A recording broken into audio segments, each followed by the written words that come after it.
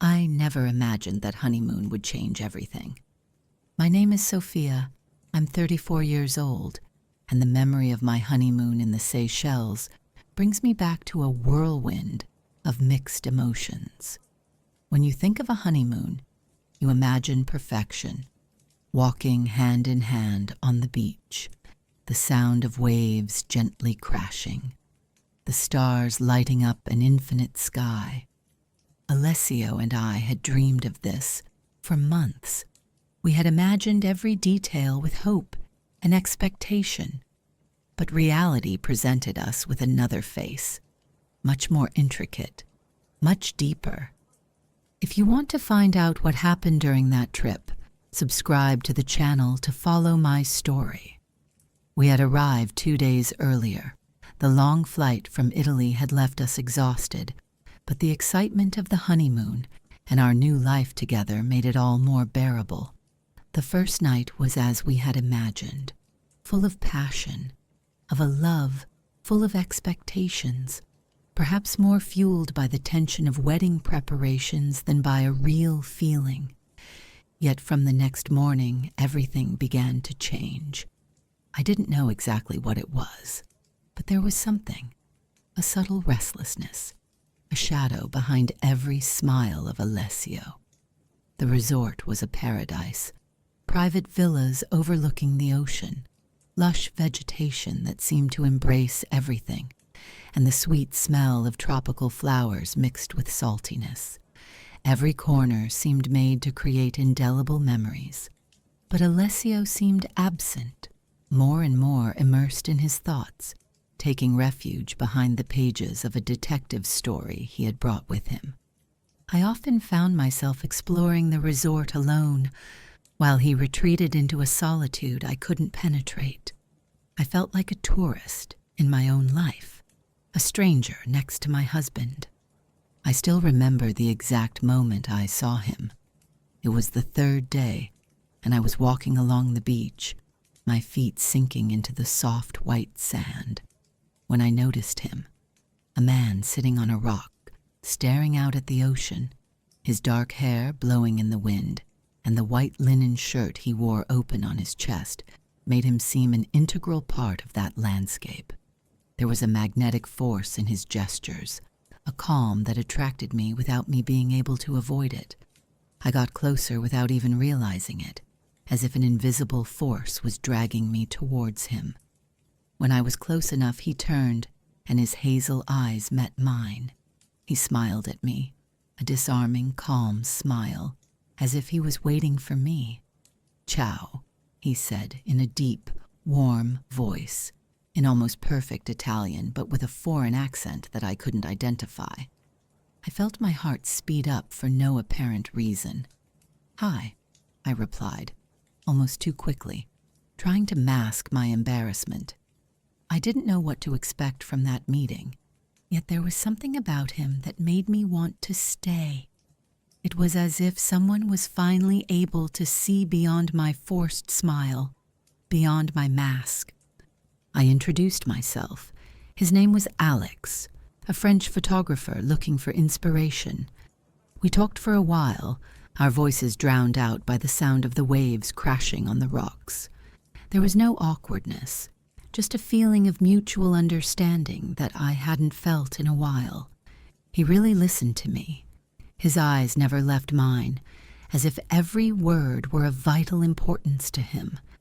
It was something I hadn't felt in a long time, an authentic connection that made me feel alive. He told me about his travels, how he had crossed the world looking for beauty and stories to capture. Every story made me dream. It took me away from my life, which I felt was increasingly empty. Over the next few days, I met Alex several times, sometimes by chance, others by a sort of tacit agreement that had formed between us. We walked along the beach, talked until late at the resort bar, sipping drinks as the sun sank into the horizon. There was an intensity in his gaze, a sincerity that made my heart beat erratically. I was trapped between the security of my life with Alessio and the overwhelming attraction I felt for Alex. I felt like I was suspended between two worlds, the predictable, safe one of my marriage and the wild, unknown one that represented Alex. Every time I was with him, I felt like I was actually breathing. One evening, Alessio told me that he was going fishing offshore with other guests of the resort. I felt relieved. What would you do in Sophia's place? Leave a comment and share your thoughts. I would have had time just for me. I found myself at the beach bar, glass of wine in hand, and it wasn't long before Alex joined me. He wore a dark blue shirt that complemented the color of his eyes. When he saw me, his smile widened, and I realized that I had hoped for it, that I had expected it. We talked for a long time, more than we ever had before. He told me about a past relationship, the pain of a broken love, his dreams and his fears. I spoke to him about Alessio, about our marriage, which seemed so fragile, so new, but also so full of unfulfilled expectations. Around midnight, the stars shone like I'd never seen them. The sea breeze was cool and made me shiver. Alex came over and put a light jacket over my shoulders. "Are you cold?" he asked, his voice a whisper that seemed to lull me. "I'm fine," I replied, but my heart was pounding. The world seemed to spin faster. He looked at me, and without saying anything, he came even closer. "Can I kiss you?" he asked, with disarming sincerity. His kiss was sweet, slow, almost respectful, but it was enough to make everything that had been repressed for too long explode inside me. It was as if every part of me was finally screaming for freedom, as if all the chains that kept me tied to my life had broken in a single instant. That night we moved to his villa, and when the door closed behind us, everything else in the world disappeared. We were overwhelmed by an irrepressible passion, a desire that I had never felt, something that made me feel incredibly alive, as if everything I had experienced up to that moment had been nothing more than a dream. I stayed in his arms until the sun rose, listening to his heartbeat, smelling the scent of the sea coming through the open window. I didn't know what would happen next, but for the first time in a long time, I wasn't afraid. The next morning, as the sun began to turn the sky pink and orange, Alex kissed me on the forehead and let me go. I returned to the villa I shared with Alessio. The sun was already rising. I crawled into bed, Alex's scent still on my skin, and fell asleep with a smile. I don't know what the future will bring. I only know that something inside me has changed, irrevocably. Maybe it was a mistake. Maybe it was a moment of weakness. But I can't regret what happened. Maybe it was the freedom I didn't know I wanted. Or maybe it was simply the truth of my heart that, for once, decided to be heard. In the days that followed, every moment seemed filled with hidden meaning. Alessio was kind, thoughtful, unaware of everything that was happening inside me. Every time he hugged me, I felt a lump tighten in my throat, the sense of guilt mixed with the desire for freedom. I wanted to be the perfect wife, but something inside me rebelled at the idea of going back to normal, as if nothing had happened. Alex was still there, at the resort, and every now and then our eyes met from afar. Those looks were full of promise and memories. I felt my heart pound every time I saw him, and my mind went back to that night. We met other times. I couldn't stay away from him, even though I knew that every meeting brought me closer and closer to a point of no return. We walked along the beach at night, with the sound of the waves drowning out our words. He talked to me about his dreams, how he wanted to live without regrets, how life was too short not to chase happiness. Every word of his made me tremble, made me realize how far I was from the person I wanted to be. Yet when I was with him, I felt like I was finally myself, without masks, without fears. The evenings at the resort continued, each with its own particular magic. One night we decided to go even further, walk towards the end of the beach where no one would find us. There, under the stars, Alex kissed me again. There was an overwhelming sweetness in his gestures, and in his gaze there was the promise of something greater, of a life far from the lies I was living. That feeling of being lost, and at the same time truly finding myself, became stronger each time.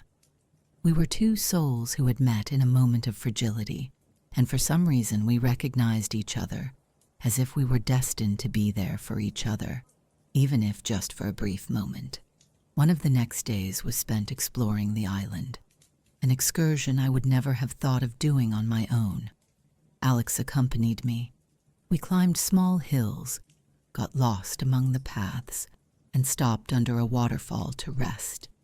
The sound of falling water, the shadow of the trees that enveloped us. In that moment, I realized how much I had lost contact with my true nature, how much I had let myself be overwhelmed by other people's expectations. Being with Alex was like going back in time, like rediscovering the most authentic part of me. On the last night of our stay, there was a beach party for all the resort guests. The sand was lit by lanterns, music filled the air, and laughter mixed with the sound of the waves. Alessio took my hand and dragged me onto the dance floor. He laughed, he seemed happy, and I tried to hide the tension that gripped me. Every gesture of Alessio, every laugh, every look full of affection was like a stab in the heart. Then, suddenly, I saw Alex. He was there, standing not far away with a glass in his hand. His eyes met mine, and in that moment I knew I couldn't lie anymore. I had to say it. I had to face the consequences of my actions. I released Alessio's hand and approached Alex. I felt Alessio's eyes on me, his confusion slowly turning into fear. "I need to talk to you," I said, my voice shaking, but I knew I couldn't go back. It was time to be honest, with him and with myself. Alex looked at me with a mixture of surprise and understanding, while Alessio remained behind, frozen by the fear of what was happening. "Sophia, what's going on?" Alessio asked, his voice cracking. I could no longer pretend. I could no longer hide behind reassuring lies. "I'm sorry, Alessio," I replied, unable to look him in the eyes. "There is something that has changed, something that I myself can no longer ignore." Alessio slowly approached, his expression going from confusion to pure pain. I could see his heart breaking. I could feel the depth of his suffering, and it hurt me more than I could ever imagine. "What are you saying, Sophia?" he said, almost in a whisper, and his words made my stomach tighten with remorse. "I met someone, Alessio, someone who made me understand how much I need to find myself, to be myself again." Silence fell between us, and all I could hear was the sound of the waves crashing on the beach. I felt my heart pound. Tears filled my eyes, but they didn't slide down. Alex remained on the sidelines, aware of being the cause of that pain, and at the same time, of my rebirth. Alexei took a step back, his face contorted with pain and anger. "And that's all? After everything we've been through together?" he cried, unable to contain the pain he felt. I had no easy answers. There was no way to ease his suffering. There was no way to go back. I approached him, trying to take his hand, but Alessio withdrew it. "I'm sorry. I really am," I whispered. "But this is my truth, and even though it seems terrible now, I hope that one day you can understand." Tears were now streaming down his face, and seeing that man, my partner, my best friend, so broken, made me realize how profound the consequences of my choices were. I turned to Alex, who slowly approached, his hand touching my shoulder in a reassuring gesture. I knew that what was about to happen would be a definitive change, a line that I had already crossed in my soul and now had to face in reality.